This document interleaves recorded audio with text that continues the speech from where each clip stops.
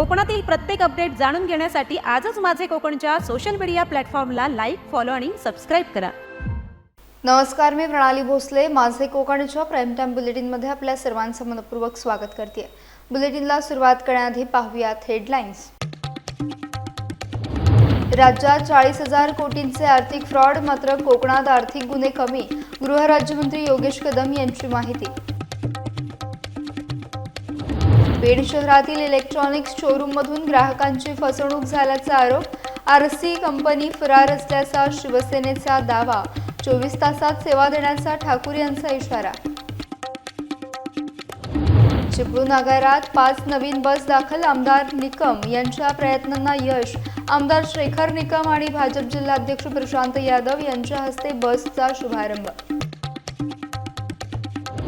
आणि दिघी सागरी पोलीस ठाण्यात शांतता समिती बैठक. सण उत्सव सलोख्यात साजरे करण्याचे आवाहन. कायदा सुव्यवस्थेवर पोलिसांकडून आढावा. पाहूया सविस्तर वृत्त. गेल्या 25 वर्षात महाराष्ट्रात जवळपास 40,000 कोटी रुपयांचे फ्रॉड झाल्याची माहिती गृहराज्यमंत्री योगेश कदम यांनी दिली आहे. या प्रकरणांमध्ये ठेवीदारांचे पैसे परत मिळवून देण्यासाठी गृह विभागाकडून प्रयत्न सुरू असल्याचं त्यांनी सांगितलं. मात्र कोकणात आर्थिक गुन्ह्यांचं प्रमाण तुलनेने कमी असल्याचं देखील योगेश कदम यांनी स्पष्ट केलंय. खेड शहरातील अनिकेत शॉपिंग सेंटरमध्ये सर्वोदय समाज ग्रामीण बिगर शेती सहकारी पतसंस्थेच्या शाखेचा उद्घाटन सोहळा आयोजित करण्यात आला होता. शहरातील स्वर्गीय मीनाताई ठाकरे सांस्कृतिक केंद्रात झालेल्या या कार्यक्रमाला गृहराज्यमंत्री योगेश कदम उपस्थित होते. यावेळी बोलताना त्यांनी राज्यातील आर्थिक गुन्ह्यांच्या परिस्थितीची माहिती दिली. ठेवीदारांच्या हितासाठी शासनाकडून प्रयत्न सुरू असून आर्थिक फसवणुकीच्या प्रकरणांमध्ये नागरिकांनी देखील अधिक सतर्क राहण्याची गरज असल्याचं या पार्श्वभूमीवर स्पष्ट होत आहे. आज गृहराज्यमंत्री म्हणून आमच्याकडे एक विंग आहे, इकॉनॉमिक ऑफिसची एक विंग आहे आणि तिथे आम्ही एमपीआयडीच्या अंतर्गत आम्ही कारवाई करतो. म्हणजे जिथे फायनान्शियल फ्रॉड होतात, जिथे आर्थिक बाबींच्या फ्रॉड होतात, त्याच्यामध्ये एमपीआयडी हा कायदा आपण महाराष्ट्राने तयार केलेला आहे आणि त्या अंतर्गत आपण गुन्हे दाखल करतो. तेवढ्या संपूर्ण महाराष्ट्रामध्ये मागच्या 25-30 वर्षात जर का आपण आलेख बघितला, जवळपास 40,000 कोटीच्या ठेवी म्हणजे तेवढ्या रकमेचे फ्रॉड हे महाराष्ट्रात झालेले आहेत आणि ती रक्कम आम्हाला जनतेला परत मिळवून द्यायची आहे. तर मला वाटतं अशी आम्ही ज्या वेळेला हे सगळ्या केसेस त्या माझ्या अधिकारानेच त्याच्यामध्ये लिलावाची प्रक्रिया सगळी होते, परंतु ज्या वेळेस आम्ही या सगळ्या संस्था पाहतो, कधीच मागच्या 1.5 वर्षामध्ये तरी माझ्यासमोर एकही कोकणातल्या एकही संस्थेची फाईल माझ्यासमोर कधी आलेली नाही. कुठेही संस्थेत फ्रॉड होत नाही. अतिशय प्रामाणिकपणे आमच्याकडे इथे संस्था चालवल्या जातात आणि सहकार क्षेत्र आमच्याकडे मजबूत होत आहे. मला आवर्जून उल्लेख करायला हवा आहे, आपल्या देशाचे पंतप्रधान नरेंद्र मोदी साहेबांच्या नेतृत्वाखाली आदरणीय अमित शाह साहेबांच्या अध्यक्षतेखाली आज केंद्र सरकारने पहिल्यांदा सहकाराच्या संबंधित खातं तयार केलं, विभाग तयार केला आणि ह्याचं मूळ केंद्र हे महाराष्ट्र ठेवून, कारण महाराष्ट्रामध्ये जे सहकार ज्या पद्धतीने वाटचाल करतंय, जेवढी महाराष्ट्रामध्ये उलाढाल आहे, म्हणजे प्रायव्हेट सेक्टरच्या बँकांमध्ये एवढी उलाढाल नाही, अशा काही आपल्या संस्था आहेत, बँका आहेत जिथे इतक्या मोठ्या प्रमाणात उलाढाल होते. केंद्र सरकारने इथे देखील नियमितता आणणं आणि जनतेचं हित जपायचं काम आज केंद्र सरकारच्या मार्फत देखील केलं जात आहे आणि म्हणून मला वाटतं ह्या सर्व प्रवासामध्ये नक्कीच आमची देखील आपल्याला सगळ्या पद्धतीची मदत असेल. मुंबई गोवा महामार्गावर नडगाव गावच्या हद्दीत सायंकाळच्या सुमारास दरड कोसळल्याची घटना घडली. महामार्गालगत फोडलेल्या डोंगराचा काही भाग खाली कोसळल्यानं मोठी दुर्घटना टळली. घटनेची माहिती मिळताच महामार्ग विभागाच्या कर्मचाऱ्यांना तातडीनं घटनास्थळी पाचारण करण्यात आले. खबरदारीचा उपाय म्हणून महामार्गाची एक मार्गिका बंद करण्यात आली असून पोलिसांकडून वाहतूक व्यवस्था सुरळीत करण्यात आली. दरड कोसळल्यानंतर काही काळ या ठिकाणी वाहतूक कोंडीची स्थिती निर्माण झाली होती. मात्र पोलीस आणि महामार्ग विभागाच्या तत्परतेमुळे वाहतूक पुन्हा सुरळीत झाली आहे. दरड कोसळल्याने महामार्गावरील प्रवाशांच्या सुरक्षेचा प्रश्न ऐरणीवर आला आहे. पेण शहरातील चिंचपाडा येथील इलेक्ट्रॉनिक शोरूममधून ग्राहकांची फसवणूक झाल्याचा आरोप शिवसेना शिंदे गटाचे नेते संदीप ठाकूर यांनी केलाय. गडब येथील निलेश खंडू पाटील यांनी 21 डिसेंबर 2023 रोजी आरसी कंपनीकडून 55,500 रुपयांचा 55 इंची LG टीव्ही खरेदी केला होता. यासाठी 8,880 रुपये भरून 3 वर्षांची एक्सटेंडेड वॉरंटीही घेतली होती. मात्र सर्व्हिससाठी गेल्यानंतर उडवाउडवीची उत्तरं मिळाल्याचा आरोप आहे. शिवसेना पदाधिकाऱ्यांनी दुकानात चौकशी केली असता आरसी कंपनीच्या नावाऐवजी आता इर्सिका लॉजिस्टिक प्रायव्हेट लिमिटेड नाव असल्याचं समोर आल्याचा दावा करण्यात आला.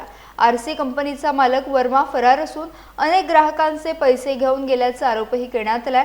दरम्यान 24 तासात जुन्या ग्राहकांना सेवा न दिल्यास कायदेशीर कारवाईचा इशारा संदीप ठाकूर यांनी दिलाय. माझं नाव मिलिंद खंडू पाटील, राहणार गडप फारघाट. आरशीमधून मी टीव्ही घेतली होती 2023ला. आजपर्यंत इथे रविवारपासून 8 दिवस झाले फेऱ्या मारून दमलो, परंतु हा हे लोक आमच्याकडे काही लक्ष देत नाही. शिवसेना कार्यालयामध्ये निलेश खंडू पाटील हे गडपचे राहणारे रहिवासी यांची एक तक्रार आली होती की आरसी कडून त्यांनी 23 म्हणजे 21/1/2023 रोजी इथून एक टीव्ही घेतला होता. LGचा 55 इंचचा एक टीव्ही घेतला होता. त्या टीव्हीचा एक्सटेन्शन वॉरंटी त्यांनी काहीतरी 3 वर्षाची करून घेतली होती. त्यासाठी त्यांनी तब्बल 8,880 रुपये भरले होते. पण त्यानंतर इथे जेव्हा ते 8 दिवसापूर्वी जेव्हा इथे आले तेव्हा त्यांना वारंवार इथल्या प्रशासन यांच्या जे काही अधिकारी वर्ग आहे आरसीकाचं, तर त्यांच्याकडनं उडवउडीची उत्तर देण्यात आली. पण त्यावेळी त्यांना आज इथे जेव्हा आम्ही शिवसेनेच्या वतीने सर्व आम्ही कार्यकर्ते पदाधिकारी आम्ही जेव्हा इथे पोहोचलो तेव्हा आम्हाला कळलं की ही जी आरसीका नामक जे काही इथे इलेक्ट्रॉनिक्स अप्लायन्सेसची ती जी काही कंपनी आहे, तर ती पूर्वी श्रमीची जे आरसी नावाने जे होतं, जे हे बिल जे बनवले गेलेलं आहे, ते आरसी नामक जी कंपनी होती, तर त्या कंपनीचा मालक वर्मा नामक हा मोठा फ्रॉड करून पळालेला आहे. त्यांनी इथला भाडं देखील बुडवलेलं आहे आणि रायगड जिल्ह्यातील ठिकठिकाणी त्याचे जे काही इलेक्ट्रॉनिक्सचे आउटलेट होते त्यामध्ये बऱ्याच ग्राहकांचे पैसे घेऊन तो फरार झालेला आहे. पण कुठल्याही स्वरूपात इथल्या रायगड जिल्ह्यातील ग्रामीण जनतेला तसेच इथल्या ग्राहकांना कोणालाही अजून याची कल्पना नाही. यांनी जर या 24 तासामध्ये आमचे जे ग्राहक आहेत, जे आरसीचे ग्राहक होते, तर त्यांना जर तातडीने 24 तासामध्ये जर सर्व्हिस दिले नाही तर यांच्यावरती आम्ही कायदेशीर गुन्हा दाखल करू आणि येणाऱ्या काळामध्ये जे आरसीका नावाने जे काय चालू ठेवले बोर्ड मागायला इथं जर बोर्ड नाही लावला तर आरसीकाचा बोर्ड आम्ही पुढे एवढं नक्कीच. जय हिंद, जय महाराष्ट्र. आणि ही जी जागा आहे फक्त इलेक्ट्रॉनिक स्टोअर आपल्या इथे आलेलं आहे आणि त्याचे ओनर चेंज झालेले आहे. ते अगोदर त्या लोकांनी जे पैसे घेतले जे आरसी इलेक्ट्रॉनिकने ते ऑनसाईट गोची वॉरंटी कस्टमरने वाढवली होती, तर त्याला कस्टमरचे पैसे ऑनसाईट गोवाल्याला दिले नाही. त्यामुळे ते ऑनसाईट गोवाले कंप्लेंट घेत नाहीत आपल्याला, असं झालं. गुहागर एसटी डेपोसाठी 5 नवीन जिजाऊ एसटी बसेस दाखल झाल्यात. गेल्या काही महिन्यांपासून बसच्या टंचाईमुळे ग्रामीण भागातील अनेक फेऱ्या रद्द होत होत्या. याचा मोठा फटका शाळकरी विद्यार्थ्यांना बसत होता. ही समस्या सोडवण्यासाठी गुहागरचे सभापती प्रणव पोळेकर यांनी पालकमंत्री उदय सामंत यांच्याकडे सातत्यानं पाठपुरावा केला. त्यानंतर परिवहन मंत्री प्रताप सरनाईक यांच्या सहकार्यानं गुहागर डेपोसाठी 5 नवीन बसेस मंजूर करण्यात आल्या. या 5ही बसेसचे सभापती प्रणव पोळेकर, उपसभापती निलेश सुर्वे आणि नेत्रा ठाकूर यांच्या हस्ते लोकार्पण करण्यात आले. दरम्यान येत्या काही दिवसात आणखी 5 बसेस देण्याचं आश्वासन देण्यात आलं. नवीन बसेसमुळे ग्रामीण भागातील रद्द झालेल्या फेऱ्या पुन्हा सुरू होण्याची शक्यता आहे. चिपळूण एसटी आगारामध्ये 5 नवीन बसचा लोकार्पण सोहळा पार पडला. आमदार शेखर निकम यांच्या प्रयत्नातून या बस उपलब्ध झाल्या असून आमदार शेखर निकम आणि भाजप जिल्हा अध्यक्ष प्रशांत यादव यांच्या हस्ते त्यांचा शुभारंभ करण्यात आला. यावेळी माजी सभापती पूजा निकम, विद्यमान सभापती सूर्यकांत खेतले, राष्ट्रवादीचे नेते शौकतभाई मुकादम, चिपळूण शहराध्यक्ष मिलिंद कापडी यांच्यासह महायुतीचे लोकप्रतिनिधी आणि कार्यकर्ते उपस्थित होते. नवीन बस ताफ्यात दाखल झाल्यामुळे प्रवाशांना मोठा फायदा होणार आहे. दरम्यान चिपळूण एसटी आगारातील वर्कशॉपच्या दुरुस्तीचं काम देखील करण्यात येणार असल्याची माहिती देण्यात आली. नवीन बस ताब्यात आल्याने आगार प्रमुख शिर्के यांनी समाधान व्यक्त केलं. यावेळी आमदार शेखर निकम यांनी काय प्रतिक्रिया दिली आहे पाहूयात. आपल्या चिपळूण डेपोची मागणी होती आणि महायुतीच्या शासनाच्या माध्यमातून आपण नेहमी प्रयत्नशील सगळेच जण होते आणि त्याचंच परिपाक म्हणून ह्या 5 गाड्या नव्याने पहिल्या 5 आल्या होत्या, आता 5 आणि पुढच्या टप्प्यात देखील 10 गाड्या अजून आणण्यासाठी आम्ही सगळेजण प्रयत्नशील राहणार आहोत, जेणेकरून आपल्या तालुक्यामध्ये जी विद्यार्थ्यांपासून थोडीफार गैरसोय होते ती निश्चितपणे ह्या चांगल्या गाड्या आल्यामुळे थोडी दूर होईल. सर, आपण चांगला प्रयत्न करताय, पण चिपळूणच्या एसटी स्टँडच्या बांधकामाचा जो प्रश्न अनेक वर्ष प्रलंबित राहिलेला आहे, तो कधी मार्गी लागेल? नाही, आता तुम्ही बघताय की बांधकाम नव्याने झपाट्याने चालू आहे. कारण पहिल्या टप्प्यात जे कॉन्ट्रॅक्टर होतं आधीचं ते रद्द झालं आणि नंतर नव्याने प्रोसेस करण्यामध्ये थोडा वेळ निश्चितपणे गेला. परंतु सरनाईक साहेब आल्यानंतर वेळोवेळी याचा पाठपुरावा झाल्यानंतर आज त्याला दुसरा टप्पा पण आपला मंजूर झालेला आहे आणि सगळं शिवाजीनगरचं बांधकाम असेल, इथलं बांधकाम असेल, येत्या काही दिवसात नक्की पूर्ण होईल. चिपळूणचं जे एसटी डेपोचं काम चालू आहे ते आपण एकीकडे बघतोय, दुसरीकडे जे वर्कशॉप आहे त्याची अतिशय दुरावस्था झालेली आहे. कामगार कसं कसं काम करतात त्याच्याबद्दल तुम्ही काय? आता चिपळूणचे दोन्ही स्टँड चांगल्या पद्धतीने तयार झाले की वर्कशॉपचं देखील आपण प्रस्ताव या राज्याचे मुख्यमंत्री आणि दोन्ही उपमुख्यमंत्री साहेबांच्या माध्यमातून सरनाईक साहेबांना आपण भेटून तोही प्रश्न सोडवू. मी रितसर प्रस्ताव द्यायला डेपो मॅनेजरना सांगून तशा पद्धतीचा प्रस्ताव दाखल करू. कारण सरनाईक साहेब पण म्हणालेत की हे जे काही प्रश्न आहेत ते आपण सोडवू. त्यांनी इथं स्वतः व्हिजिट केलेली आहे, त्यांनी सगळं बघितलेलं आहे आणि मला निश्चितपणे खात्री आहे की पालकमंत्री असतील आणि मी सर्वच जण याच्यातून नक्की मार्ग काढू. दहीहंडी, ईद ए मिलाद आणि गणेशोत्सवाच्या पार्श्वभूमीवर दिघी सागरी पोलीस ठाण्यात शांतता समितीची बैठक पार पडली. सहाय्यक पोलीस निरीक्षक संतोष आवटी आणि उपनिरीक्षक भास्कर गच्छे यांनी परिसरातील परिस्थितीचा आढावा घेत सण उत्सव शांततेत आणि सामाजिक सलोखा राखून साजरे करण्याचे आवाहन केलं. बैठकीला सरपंच, ग्रामपंचायत सदस्य, विविध समाजांचे अध्यक्ष, उत्सव कमिटीचे सदस्य, पोलीस पाटील आणि ग्रामस्थ उपस्थित होते. यावेळी कायदा व सुव्यवस्था, मिरवणुका, धार्मिक कार्यक्रमांसह स्थानिक समस्यांवर चर्चा करण्यात आली. गावातील रस्त्यांवर आणि सार्वजनिक ठिकाणी मोकाट गुरांमुळे होणाऱ्या त्रासाचाही मुद्दा उपस्थित करण्यात आला. या समस्येवर ग्रामपंचायत आणि पोलीस प्रशासनाच्या समन्वयातून उपाययोजना करण्याचं ठरलं असून अफवा पसरवू नयेत, सामाजिक सलोखा बिघडवणाऱ्या कृत्यांपासून दूर राहावं आणि कोणतीही अनुचित घटना घडल्यास तातडीने पोलिसांशी संपर्क साधावा असं आवाहन करण्यात आलं. रायगडमध्ये शेकापचं वर्चस्व संपल्याचा दावा करत जिल्हा परिषद सदस्य विकास गोगावले यांनी शेकाप नेतृत्वावर जोरदार टीका केली आहे. भास्कर शेठला पाडणार असं म्हणणाऱ्यांना जनतेनं निवडणुकीत उत्तर दिलं असा टोला विकास गोगावले यांनी लगावला. नेमकं काय म्हणालेत विकास गोगावले, पाहूयात. आपल्या आता शेतकरी कामगार पक्षाच्या आमच्या सदस्य होत्या त्या पण शिवसेनेमध्ये आलेल्या आहेत. ज्या एका कालीमध्ये शेतकरी कामगार पक्षाचं अख्ख्या जिल्ह्यावरती वर्चस्व होतं, आज त्या शेतकरी कामगार पक्षाची एकही सीट त्या रायगड जिल्हा परिषदमध्ये नाही आहे.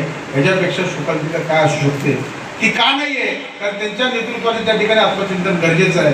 बऱ्याचशा वर्गाने त्यावेळेस केले होते त्यांनी की भरत शेठला मी पाडणार, भरत शेठला हे करणार, भरत शेठला काही निवडून येत नाही. परंतु जनता जनार्दन आणि भरत शेठचे पाय जोपर्यंत तुमच्या जमिनीवरती आहे तोपर्यंत भरत शेठला कोणी हारू शकत नाही आहे, हे तुम्हाला सर्वांना माहिती असेल. रायगडचे पालकमंत्री भरत गोगावले यांच्या बिरवाडी येथील निवासस्थानी अनोख्या पद्धतीने रक्षाबंधन साजरा करण्यात आला. भरत गोगावले आणि विकास गोगावले यांना राखी बांधण्यासाठी महाड, पोलादपूर, माणगावसह रायगड जिल्ह्यातील हजारो महिला त्यांच्या निवासस्थानी दाखल झाल्या होत्या. नवनिर्वाचित पालकमंत्री म्हणून भरत गोगावले यांना शुभेच्छा देत महिलांनी त्यांना राखी बांधून रक्षाबंधन साजरे केलं. विशेष म्हणजे बंदोबस्तासाठी उपस्थित असलेल्या महिला पोलीस कर्मचाऱ्यांनी देखील मंत्री भरत गोगावले यांना राखी बांधली.